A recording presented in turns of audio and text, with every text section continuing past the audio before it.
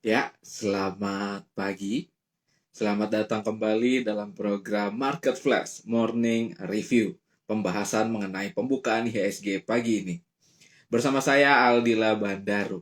Jadi program Market Flash ini dibuat untuk memberikan sosialisasi dan edukasi terkait bagaimana perkembangan pasar modal terkini. Sehingga Bapak dan Ibu sahabat investor bisa mengambil keputusan yang lebih baik ya terkait berinvestasi di pasar modal. Nah, ini adalah program unggulan dari Bursa Efek Indonesia. Semoga Bapak dan Ibu bisa menambah sedikit pengetahuan baru ya terkait kondisi IHSG terkini.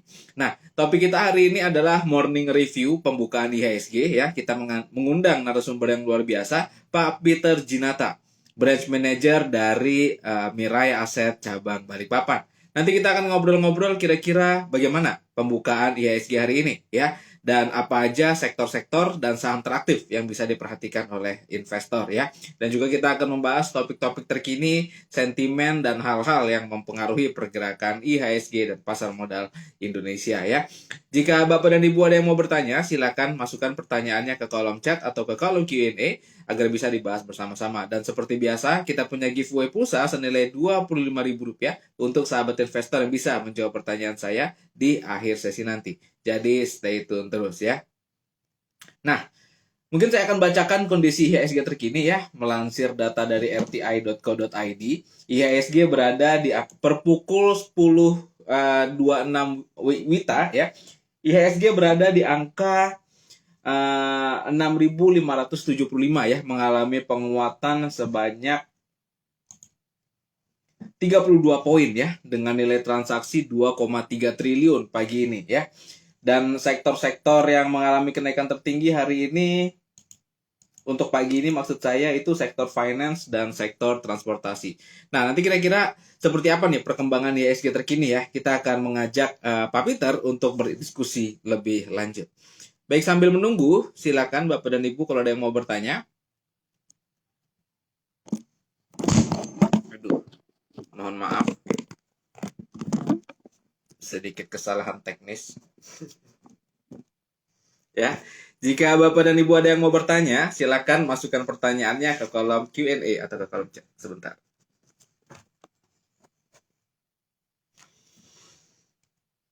Sambil menunggu, sepertinya belum bergabung Pak Peter bersama kita. Saya sepertinya optimis ya dengan kondisi IHSG pagi ini. Kalau kita lihat bentuk candle-nya ini sepertinya luar biasa bagus ya. Dan juga kalau kita lihat kondisi pasar internasional juga cukup baik. Kita lihat semalam Dow Jones, Nasdaq, dan S&P itu kompak mengalami penguatan.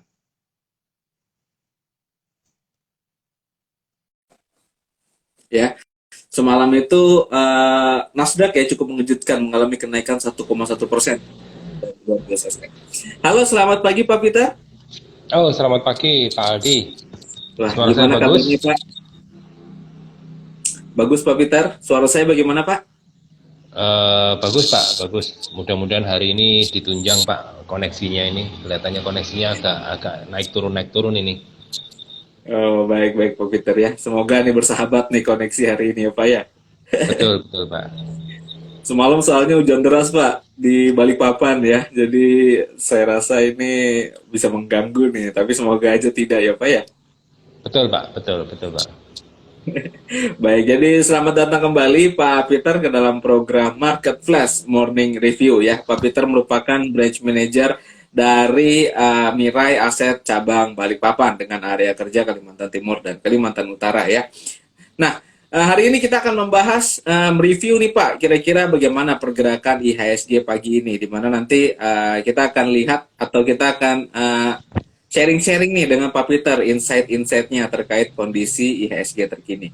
Sebelum kita mulai, mungkin seperti biasa nih Pak Peter, kita kenalan dulu nih Pak dengan Mirai Aset nih Pak. Silakan Pak Peter.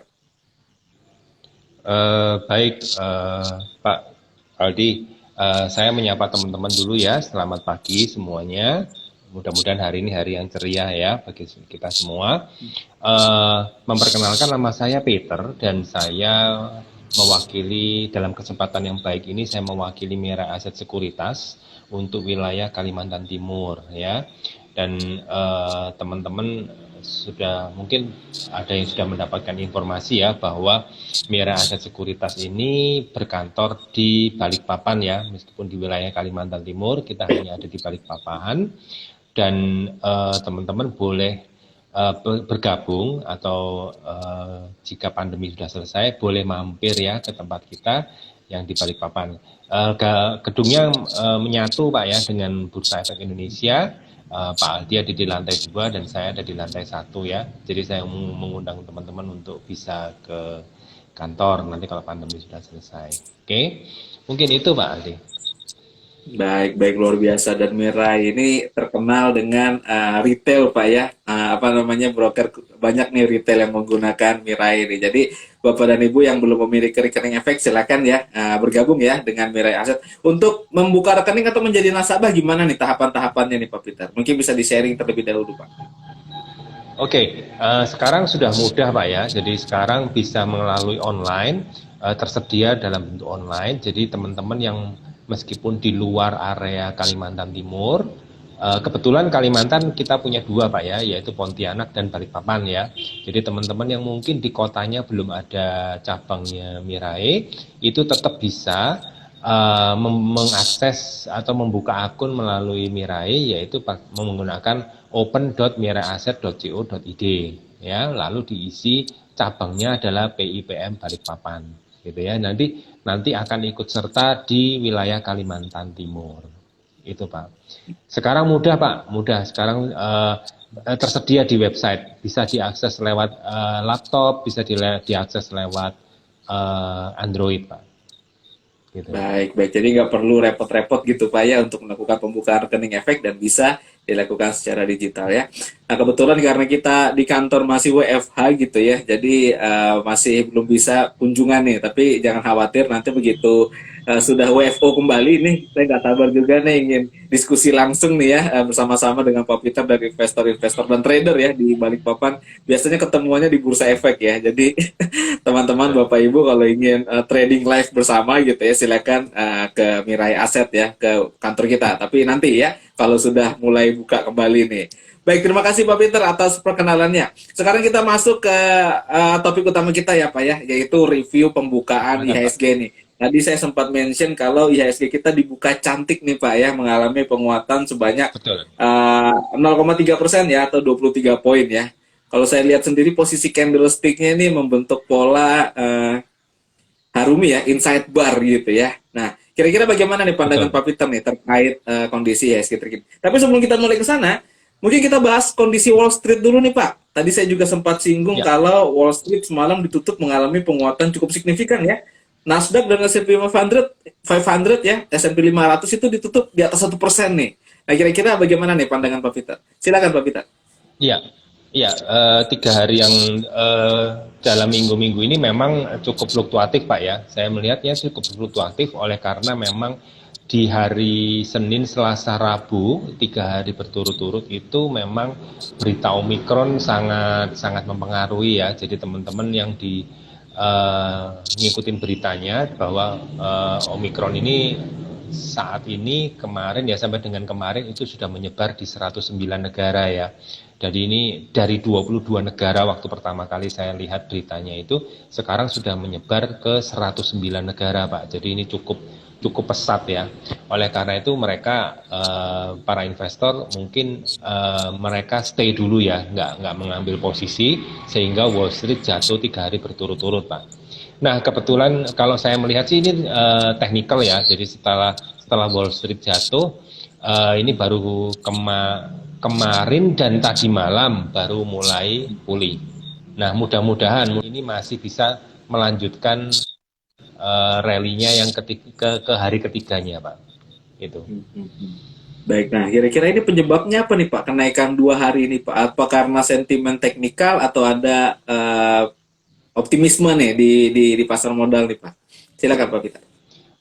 Ini saya lihat murni teknikal Pak, murni teknikal karena yang 3 hari kemarin, yang 3 hari ini, yang 3 hari yang lalu ini agak sedikit dalam ya penurunannya cukup mengkhawatirkan ya 1% juga ya sempat segitu. Nah ini mereka memang kalau lihat secara teknikal sih murni teknikal. Baik, baik ya. Jadi begitu pandangan Pak Peter ya, teknikal nih. Betul, Nah, selanjutnya kita betul. kembali ke IHSG nih Pak ya. Tadi kita sudah sempat mention kalau sempat mengalami penguatan ya pagi ini ya. Nah, kira-kira bagaimana nih update-nya nih untuk IHSG pagi ini Pak Peter? Oke, IHSG kali ini memang lagi berbalik arah ya. Saya melihat ini ada pembalikan arah.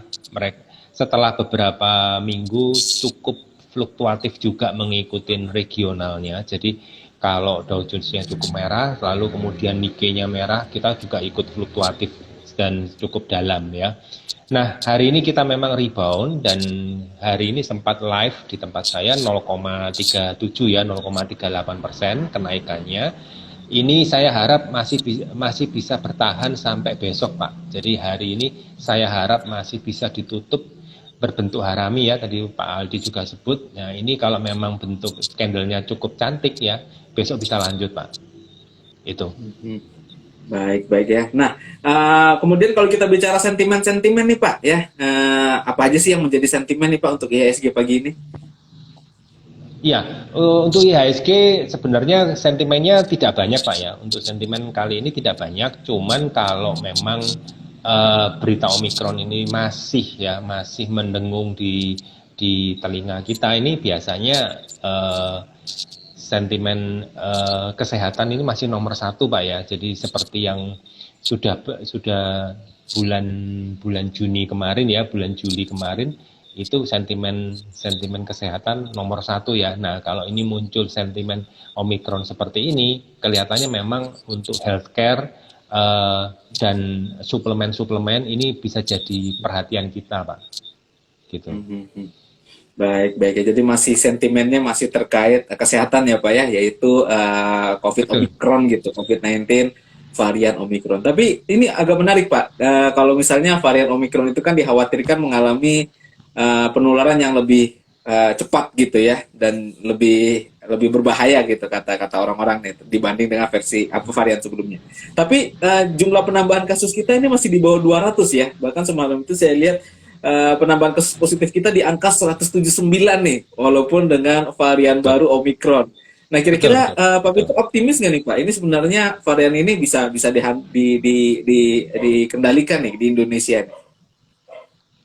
Ya, saya sih sebenarnya juga bukan ahli kesehatan ya Pak ya, tetapi saya melihat memang dari angka itu cukup saat ini cukup melegakan ya bagi saya karena saya agak sedikit melihat bulan Juni kemarin cukup mencekam ya dan bulan-bulan ini kalau memang Omikron masih di angka itu saya bersyukur ya mudah-mudahan ini nggak bertambah gitu ya nggak bertambah dan kita harus mempertahankan itu gitu Pak ya jangan sampai merebak mungkin setelah liburan tahun baru orang lagi senang-senangnya ya terus kemudian berkumpul tanpa memperhatikan protokol apa segala macam akhirnya jadi merebak lagi gitu ya nah ini saya khawatirkan itu Pak nanti di bulan-bulan Januari khawatirnya muncul gitu loh cuman sampai hari ini cukup bagus Pak cukup bagus.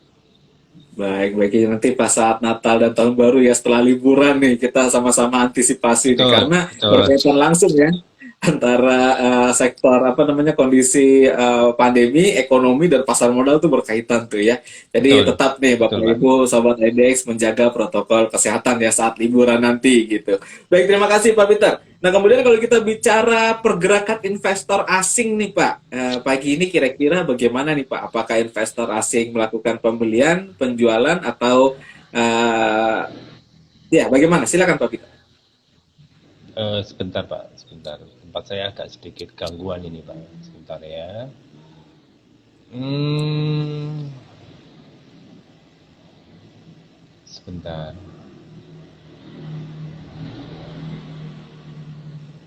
Eh, Kalau menurut saya sih asing ini masih memang transaksi Pak ya. Tetapi kalau saya melihat lebih baik kita melihatnya pada waktu penutupan ya Pak ya. Nanti penutupan baru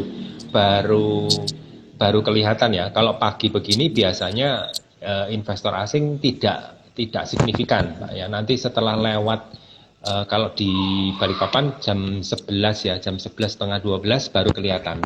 Mereka baru kelihatan beraktivitas. Kalau kalau di awal-awal perdagangan mereka belum mengambil posisi ya. Jadi biasanya saya melihat sih setengah 12 pita gitu Pak ya. Jadi ini yang kita tunggu.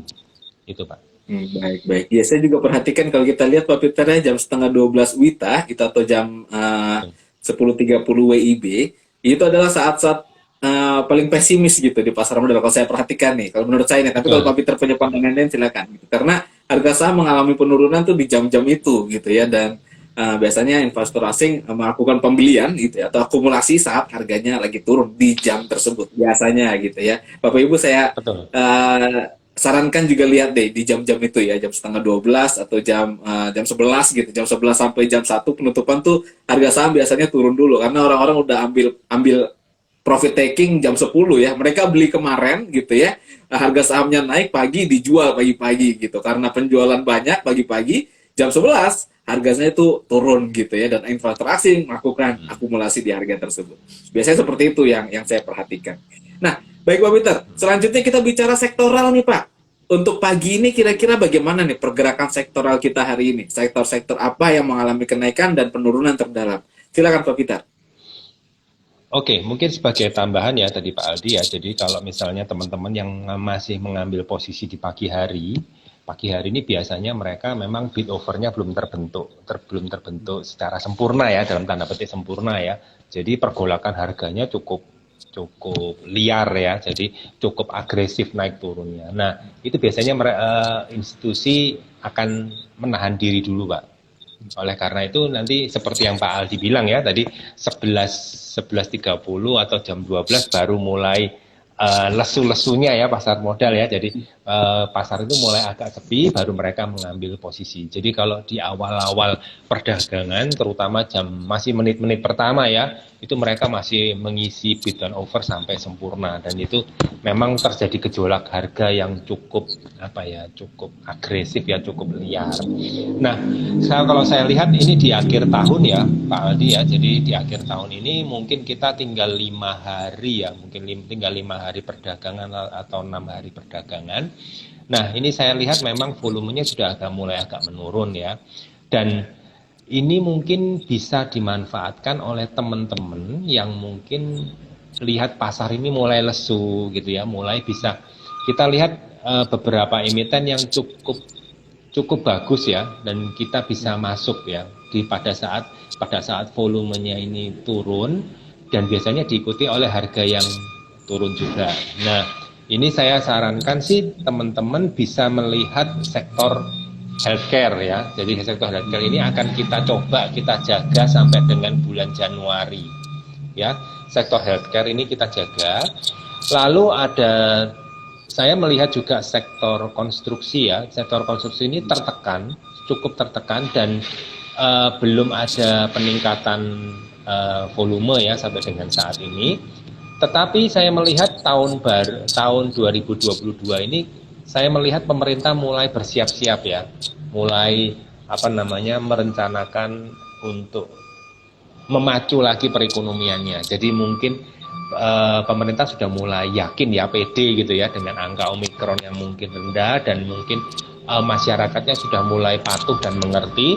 Nah, ini kelihatannya pemerintah sudah mulai mencoba untuk mengisi sektor lain gitu ya. Jadi saya melihat ini sektor konstruksi boleh dilirik Pak tahun 2022. Dan teman-teman yang mungkin melihat volumenya saat ini di akhir tahun mulai sepi, itu mulai bisa mencicilnya Pak ya. Jadi teman-teman yang mungkin sifatnya investing itu mulai bisa melirik konstruksi yang sehat gitu ya, kita ambil tentunya. Lalu sektor yang lain ini adalah sektor real Pak. Jadi sektor retail ini untuk memanfaatkan momen Nataru ya, Natal dan Tahun Baru ya. Ini kita bisa manfaatkan juga. Itu Pak mungkin dari saya.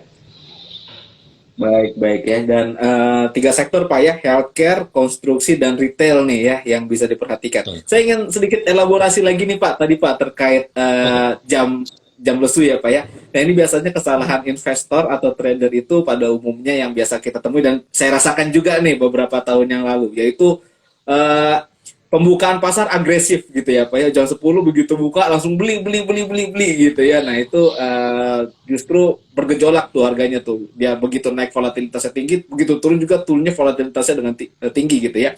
Nah setelah itu jam 11 harga sahamnya mengalami penurunan. Nah ini biasanya dites nih trader nih, waktu turun tuh cut loss atau Iya, enggak gitu ya. iya. Nah kira-kira kalau menurut Pak Peter nih, market timingnya nih Pak, kalau kalau kalau seperti itu kondisinya, bagaimana sih langkah yang bisa dilakukan oleh trader dan investor Pak? Silakan Pak Peter. Nah, ini sebenarnya memang bergantung kepada tipe-tipe investornya ya, tipe-tipe investornya, terus kemudian terutama yang trader Pak ya, trader ini lebih sensitif ya terhadap perubahan harga ya. Kalau saya melihat teman-teman yang trader ini memang sangat-sangat sensitif ya dengan perubahan harga. Kalau yang investor eh, lebih apa ya, lebih tahan ya dengan perubahan harga. Nah, untuk trader ini memang bermacam-macam Pak. Ada yang mungkin day trade ya, mungkin ada yang scalping ya, mungkin ada yang swing ya. Jadi mereka memang ada yang memanfaatkan momen-momen gejolak di mana harga ini belum terbentuk sempurna gitu ya. Jadi pit overnya belum terbentuk sempurna, ini dimanfaatkan oleh mereka. Jadi untuk momen cuan singkat gitu ya, cuan kilat gitu ya Pak ya. Jadi mereka istilahnya copeter gitu ya. Jadi mereka ambil posisi, ambil 1-2 tik keluar gitu ya. Ini memang sangat menguntungkan di sesi awal Pak. Jadi pada waktu harga belum terbentuk sempurna ini fluktuatifnya cukup tinggi. Lalu ada juga yang day trade gitu ya. Jadi mungkin dia melihat momen kalau pada waktu lesu dia akan ambil, lalu pada waktu penutupan pasar dia mulai jualan. Itu juga ada seperti itu. Jadi tergantung dari tipe tradernya, Bapak. Lalu ada juga tipe swing. Jadi kalau swing ini memang lebih mengarah ke mingguan atau bulanan, Pak ya. Jadi mereka lebih panjang. Jadi sekitar 2 minggu, 3 minggu, atau mungkin sebulan, 2 bulan, 3 bulan. Dan ini mereka lebih tenang, Pak. Mereka lebih tidak seagresif day trade atau scalper. Itu Pak. Tergantung dari tradernya, Pak. Gitu. Baik, baik. Nah ini mungkin sedikit penjelasan nih buat audiens yang baru ya. Apa sih bedanya antara trading, scalper, dan swing trading nih Pak? Mungkin bisa dijelaskan dulu nih Pak Peter. Oke, sebentar. Sebenarnya sih untuk jenis-jenis ini ya, sebentar Pak ya, sebentar. Oh, sorry. Bentar Pak. Oke, jadi sebenarnya mereka hanya ini Pak ya, berbeda di time frame sebenarnya. Jadi trader ini berbeda di time frame dan mereka memiliki technical analysis yang mirip Pak ya, mirip, tetapi memang ada perbedaannya yaitu di time frame-nya. Suara saya jelas Pak Aldi? Saya lihat kayak ini muter-muter ada jedanya. Oke. Masih jelas jadi, Pak. Oke. Untuk scalping itu biasanya hanya mereka butuh waktu cukup pendek Pak ya, sekitar 10 menit, 20 menit gitu ya, mereka sudah ngambil posisi. Jadi buy dan sell itu dilakukan dalam rentang waktu yang cukup singkat Pak. Jadi mereka maksimal 10 menit, 20 menit gitu ya. Dan mereka berpindah-pindah dari saham satu ke saham yang lain, memanfaatkan momentum Pak. Momentumnya itu mungkin di pagi hari, atau mungkin ada berita, ada red issue seperti itu.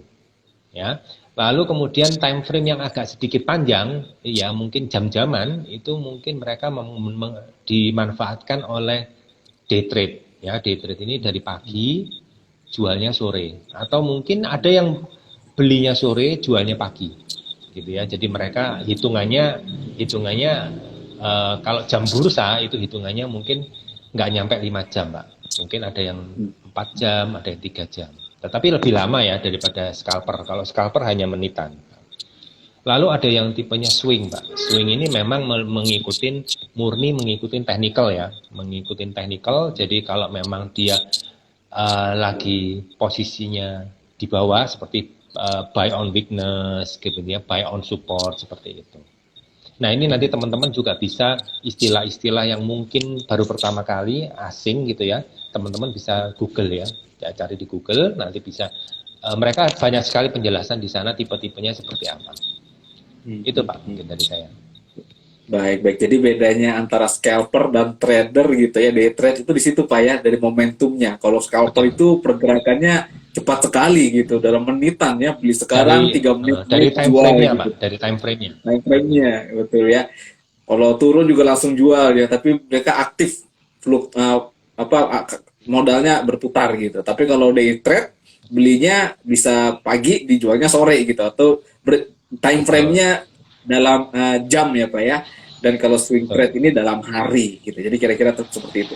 Nah, kalau dalam market timing sendiri nih, Pak Peter, dalam satu hari ya, dalam satu hari perdagangan, Pak Peter tuh biasanya beli di jam berapa sih Pak? Dan kira-kira ada nggak tips-tipsnya nih untuk investor atau trader yang baru belajar nih Pak terkait market timing?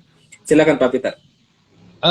Saya sih lebih bergantung pada ini Pak ya. Saya lebih murni kepada teknikal ya. Jadi kalau memang teknikalnya saya boleh belinya, misal contoh ya, saya ada sebuah saham gitu ya, rentang bergeraknya antara 200 sampai 210 misalnya ya. Nah, kemudian saya melihat ada area entry-nya, area masuknya ini di 202 gitu ya. Saat ini masih di 206 gitu ya. Saat ini masih di 206. Ya saya harus patuh sama rule saya sendiri ya. Jadi saya harus memang kalau sampai di 202 baru saya boleh masuk.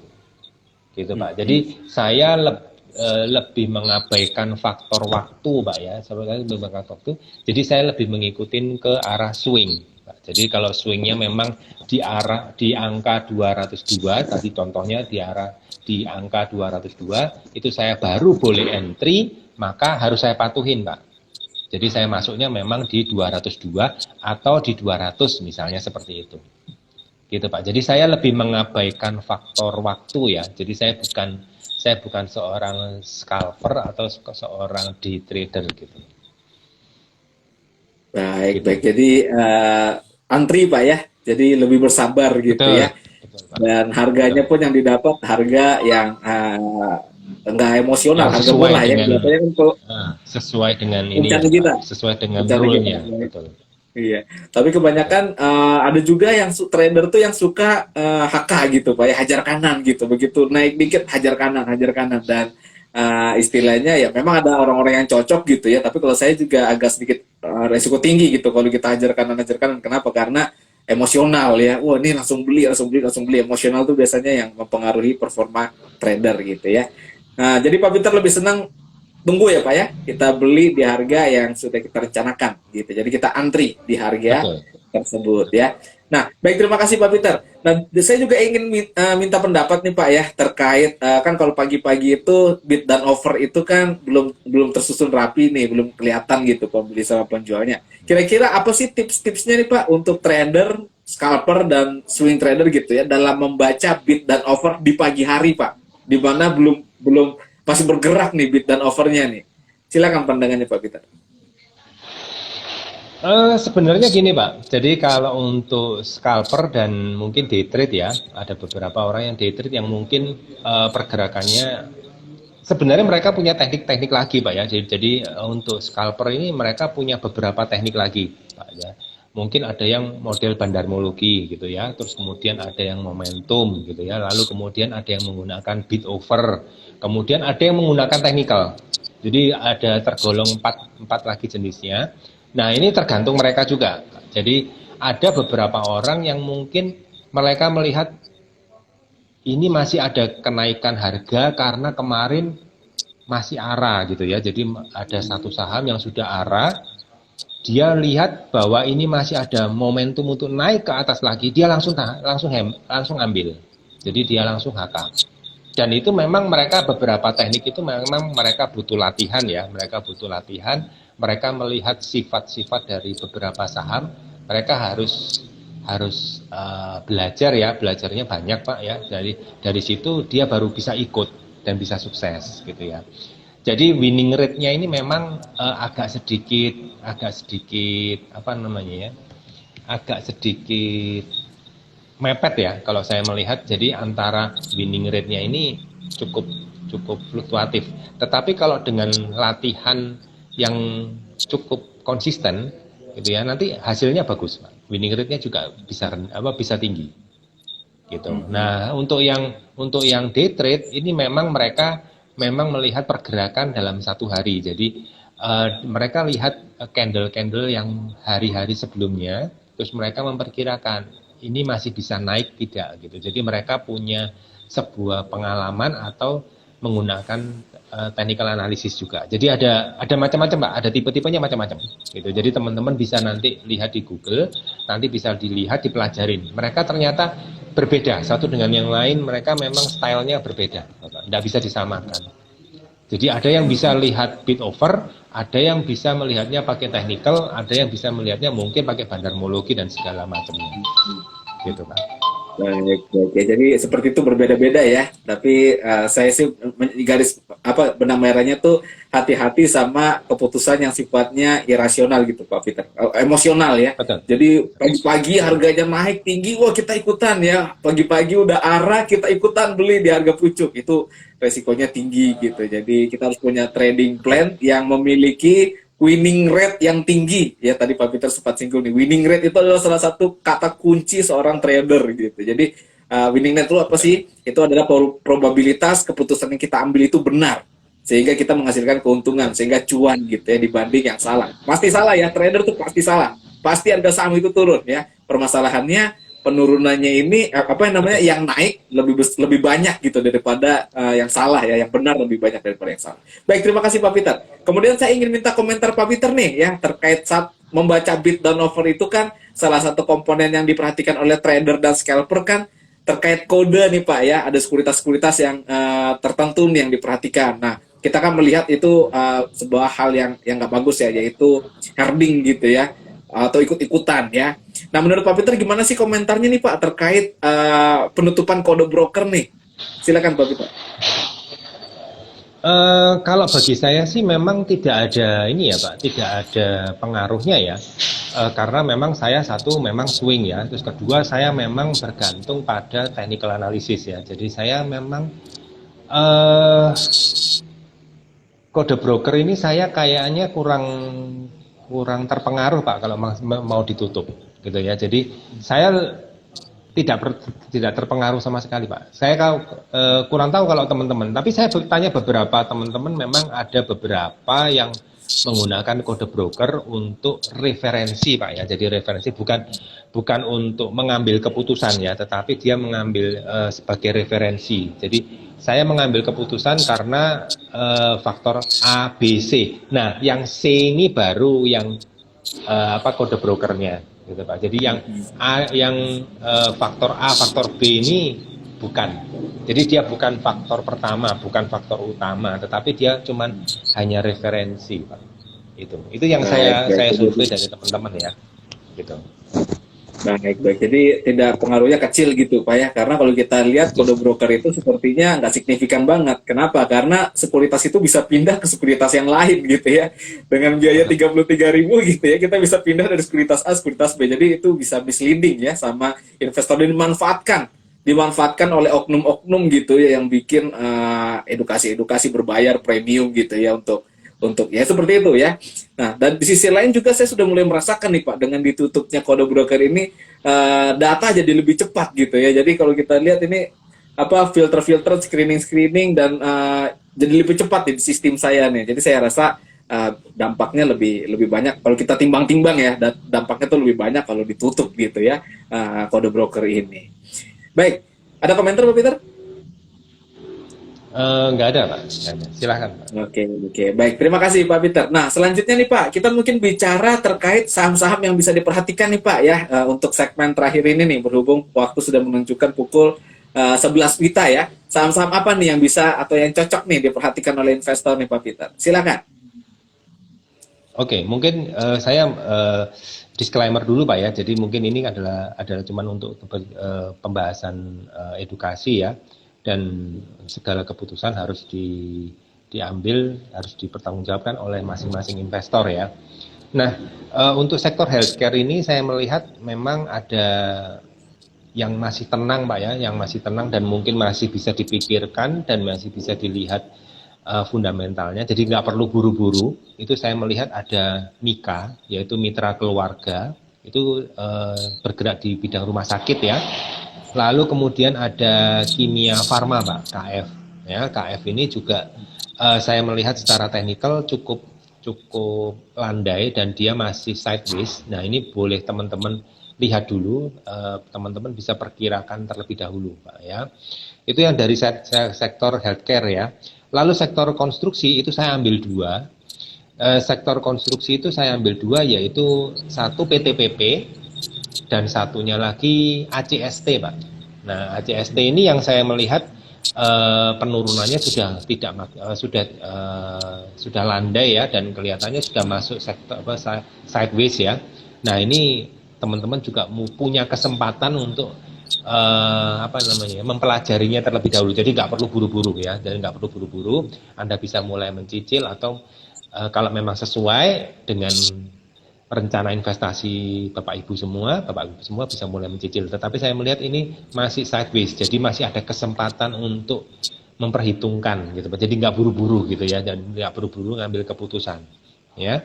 Lalu sektor retail, Pak. Sektor retail ini saya melihat dari MAPI dan ACES ya. ACES ini memang lagi di bawah, jadi Anda bisa menggunakan buy on weakness, beli pada waktu dia lemah ya. Itu di ACES, dan kita bisa lihat MAPI ya. Yang saya melihat retail ini adalah untuk jangka pendek, Pak ya, jangka pendek untuk menjelang Nataru ini aja, Pak. Jadi momentumnya adalah Nataru ini sampai dengan awal tahun depan gitu, Pak. Mungkin itu, Pak, dari saya. Baik. Jadi ada 3 sektor ya, yaitu sektor healthcare, konstruksi, dan retail ya. Dan untuk saham-sahamnya dari sektor healthcare ada Mika dan KF.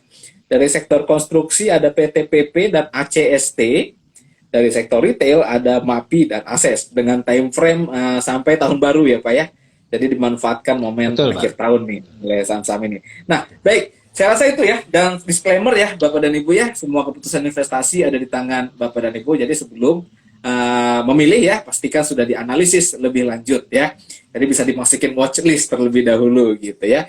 Baik, terasa kita sudah di penghujung acara ya. Nah, kita ucapkan apresiasi dan applause nih yang luar biasa kepada Pak Peter.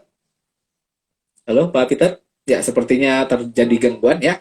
Jadi terima kasih nih kepada Pak Peter sudah meluangkan waktu paginya ya di pembukaan pasar ini untuk bergabung bersama kita nih membahas kondisi pembukaan IHSG pagi ini. Sebelum kita tutup, apakah ada closing statement Pak yang ingin disampaikan? Silakan Pak Peter. Iya, mengingat kita ini sudah hampir di ujung akhir tahun, Pak ya. Jadi saya melihat volume perdagangan juga mulai menurun, sedikit menurun. Nah, saya mungkin bisa memberikan tips ke teman-teman. Teman-teman sebaiknya tidak over trading ya, satu. Lalu yang kedua, jika Anda melihat peluang-peluang yang mungkin penurunan harganya cukup dalam dengan volume yang cukup kecil, nah ini boleh dipelajari lebih lanjut Pak sampai untuk tahun 2022. Jadi jangan terlalu agresif ya, karena pasarnya memang lagi year end gitu ya, akhir tahun gitu. Jadi saya merasa mungkin kita harus lebih sensitif dan kita juga harus lebih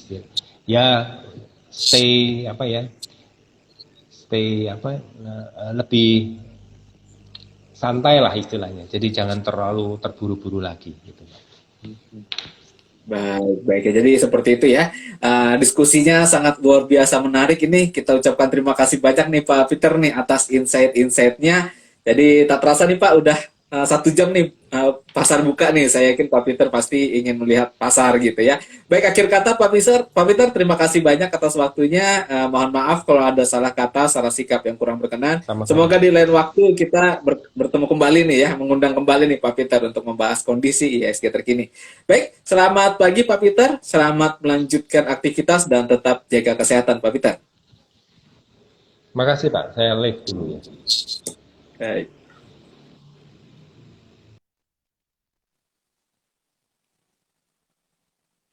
Ya, sekian ya morning review pagi ini, diskusi yang sangat luar biasa. Sekarang kita masuk sesi quiz. Seperti biasa kita punya giveaway pulsa senilai Rp25.000 untuk sahabat investor yang bisa menjawab pertanyaan saya. Caranya follow dulu Instagram IDX Kaltim, kemudian jawab pertanyaannya via DM ke IDX Kaltim ya. Nah, pertanyaan morning review hari ini. Sebutkan 2 rekomendasi saham dari sektor konstruksi yang sudah disampaikan oleh Pak Peter. Sebutkan 2 rekomendasi saham dari sektor konstruksi yang sudah disampaikan oleh Pak Peter. Nah, bagi yang tahu jawabannya, segera DM kita. Yang benar, cepat, dan tepat akan berpeluang jadi juara.